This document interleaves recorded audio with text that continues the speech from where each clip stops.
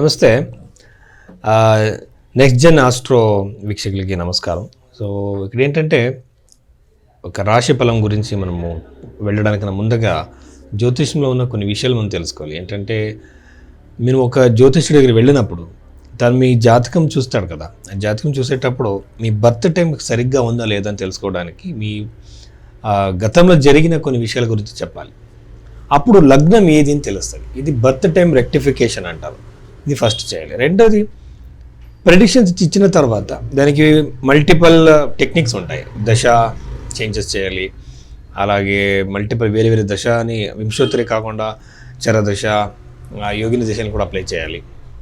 ప్రశ్నకుండలి చూడాలి, ఒక్కొక్కసారి అరచేయి కూడా చూసి ఆ రేఖల్ని జన్మకుండలికి మ్యాచ్ చేయాలి. ఇవన్నీ చూసిన తర్వాత పరిష్కారాలను చెప్పేటప్పుడు న్యూమరాలజీ, జెమ్ స్టోన్స్ ఏదేదో చెప్తూ ఉంటారు.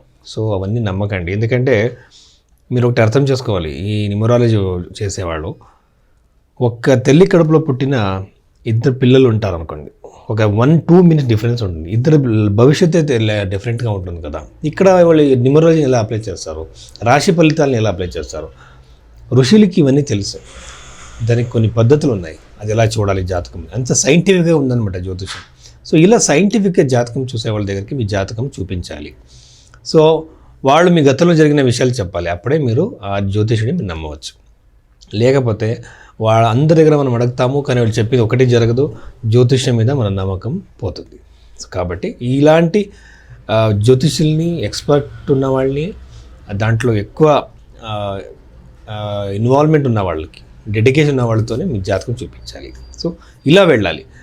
అలాగే కర్మంలో ఉన్నది అన్నీ అందరూ చేంజ్ చేయలేరు. ఎందుకంటే కర్మంలో చాలా ఇవి ఉన్నాయి. వృషభ రాశిలో పుట్టిన వాళ్ళకి ఈ నెలలో, ఎస్పెషల్లీ నవంబర్ నెలలో జరిగిపోయే విషయాల గురించి మనం మాట్లాడమైతే, మంత్రేశ్వరుడు రాసిన ఫలదీపిక గ్రంథంలో ఉన్న గోచార ఫలాధ్యాయంలో ఈ రాశి ఫలం ఎలా చెప్పాలని కొన్ని పద్ధతులు ఉన్నాయన్నమాట. ఆ ప్రిన్సిపల్స్ ఇక్కడ అప్లై చేసామన్నమాట. అలా అప్లై చేసినప్పుడు వృషభ రాశిలో పుట్టిన వాళ్ళకి ఫస్ట్ వచ్చేసి రాశ్యాధిపతి వచ్చేసి 6వ ఇంట్లో, కొన్ని 2-3 రోజుల్లో మనకు అది ఒక పంచమంలో ఉన్న ఒక గ్రహము 6వ ఇంటికి వస్తుందన్నమాట. ఇది అంత మంచిది కాదు. ఒకటి హెల్త్ ఇష్యూస్ వచ్చే అవకాశాలు ఉంటాయి, ఆరోగ్యానికి సంబంధించిన ఇష్యూస్, స్కిన్ రిలేటెడ్ ఇష్యూస్ వచ్చే అవకాశాలు ఉంటాయి. జాగ్రత్తగా ఉండాలి, పెద్ద లాంగ్ టర్మ్ ఇష్యూస్ ఏమీ ఉండదు. జతలోనే కొంతమందికి డిస్ప్యూట్స్ అయ్యే అవకాశాలు, లీగల్ డిస్ప్యూట్స్ రావచ్చు. మీరు దానికి వెళ్ళకపోయినా అనవసరంగా మిమ్మల్ని బాధ పెట్టే అవకాశం ఎక్కువగా ఉంటుంది. ఇదొకటి. తర్వాత పెళ్లి యోగం ఖచ్చితంగా ఉంది. నాడీ జ్యోతిషం ప్రకారం ఏంటంటే అమ్మాయిలకి కుజగ్రహాన్ని చూస్తాం, అంటే హస్బెండ్ లాగా, అబ్బాయిలకి శుక్రగ్రహాన్ని పెళ్ళం లాగా చూస్తారనమాట. అంటే వాళ్ళు పెళ్ళయ్యే వాళ్ళ లైఫ్ పార్ట్నర్, ఇప్పుడు అబ్బాయి పెళ్లి చేసుకుంటే శుక్రగ్రహం వల్ల అది ఎలా ఉంది, ఆ గ్రహం స్థితి ఎలా ఉంది చూసుకొని ఆ అబ్బాయి పెళ్లి చేసుకోబోయే అమ్మాయి ఎలా ఉంటుందని చెప్పచ్చు. ఇలా చూసినప్పుడు ఖచ్చితంగా సొంత ఇంట్లో వృశ్చిక రాశిలో కుజగ్రహం ఉండడము పెళ్లి యోగం ఇస్తుంది. మ్యారిటల్ లైఫ్లో ఇష్యూస్ ఉన్నా కూడా క్లియర్ అయ్యే అవకాశాలు, మొత్తానికి ఏంటంటే ఎంగేజ్మెంట్ జరిగే అవకాశాలు చాలా ఎక్కువగా ఉంటాయి అన్నమాట 1 సంవత్సరం వరకు. 3వ ఇంట్లో గురుగ్రహము ఎప్పుడు కూడా జర్నీస్, షార్ట్ జర్నీస్, అలాగే అనవసరంగా ఖర్చులు ఏమి లేవు కానీ ఎక్కువ షార్ట్ జర్నీ చేసే అవకాశాలు ఉంటాయి. అలాగే ఇంకొక విషయం ఏంటంటే 9th హౌస్ అని ఏం చెబుతారు, నవమ భావం మీద గురువు దృష్టి ఉంది కాబట్టి వెళ్ళేట్టు ట్రావెల్ నుంచి మంచిదయ్యే అవకాశాలు ఉంటాయి. అలాగే స్టూడెంట్స్కి చాలా మంచిది, గవర్నమెంట్ జాబ్కి ట్రై చేస్తున్న వాళ్ళకి చాలా మంచిది, అలాగే కొత్త జాబ్కి ట్రై చేస్తుంటారు కదా వాళ్ళకి కూడా మంచి టైం పీరియడ్, జాబ్ దొరికే అవకాశము. వర్కింగ్ ఎన్విరాన్మెంట్లో మాత్రం ఇబ్బందులు, గొడవలు ఉంటాయి.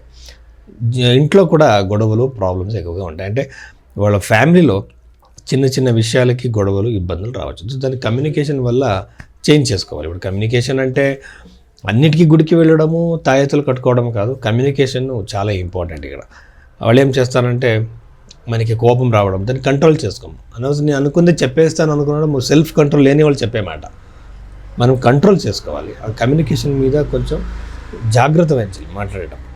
దీనివల్ల ఏమవుతుందంటే ఎలాంటి ఇష్యూస్ ఉన్నా కూడా సాల్వ్ చేసుకోవచ్చు. మనం పర్సనాలిటీలో చేంజెస్ చేసుకోవడం.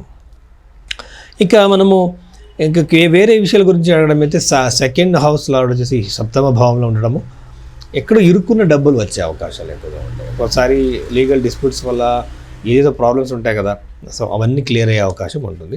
ఒక జాతకం చూసే పద్ధతి ఉంది. ఎలా అంటే ఫస్ట్ లగ్నం సరి చేసుకోవాలి, ఆ వ్యక్తిది పాస్ట్ ఈవెంట్స్ నుంచి లగ్నం సరి చేసుకొని తర్వాత హస్త సాముద్రిక శాస్త్రంలో, ప్రశ్నశాస్త్రంలో మల్టిపుల్ దశాలను అప్లై చేసి జాతకం చూడాలి. చూసిన తర్వాత వాళ్ళకి పరిష్కారం ఉందా లేదా చూడాలి. ఫస్ట్ సైకలాజికల్గా పరిష్కారమా, కమ్యూనికేషన్లో చేంజెస్ చేసుకోవడమా, లేదా అక్సెప్ట్ చేసుకోవడమా, లేక ఆ వ్యక్తిని దూరంగా ఉండడమా, ఇవన్నీ కూడా సొల్యూషన్సే. అన్నిటికీ తాయెత్తులు, యంత్రాలు ఇవి కాదు. కొన్ని గ్రహాలు చాలా మాలిఫిక్గా ఉంటాయి, ఆ గ్రహాలకి మంత్ర జపాలు చెప్తే ఖచ్చితంగా ఆ ప్రాబ్లం తగ్గుతుంది.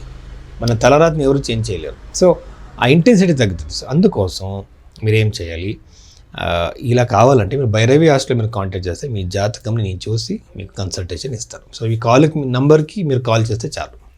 నమస్తే.